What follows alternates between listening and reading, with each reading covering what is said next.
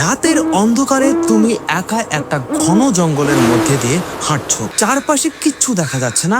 হঠাৎ গাছের আড়ালে কিছু একটা নড়ে উঠলো। এখন তোমার সামনে দুটো রাস্তা, চুপচাপ লুকিয়ে থাকা অথবা সামনে যা আছে আগেই তাকে আক্রমণ করা। কারণ তুমি জানো না সামনে যে আছে সে বন্ধু নাকি শিকারী। আর একটা ভুল সিদ্ধান্ত মানেই তুমি শেষ। এবার জঙ্গলটার জায়গায় কল্পনা করো গোটা মহাবিশ্বকে, আর তোমার জায়গায় বসাও পুরো মানব জাতিকে। এটাই ডার্ক ফরেস্ট থিওরি।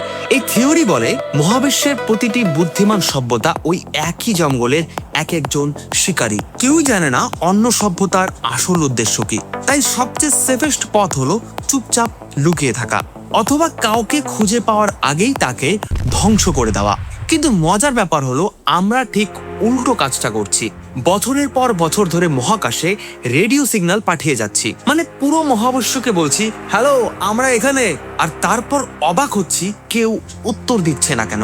হয়তো বাকিরা এই খেলার নিয়মটা অনেক আগেই শিখে গেছে। তোমার কি মনে হয় মহাবিশ্বে আমাদের চুপ থাকা উচিত নাকি এভাবেই নিজেদের উপস্থিতি জানিয়ে দেওয়া উচিত?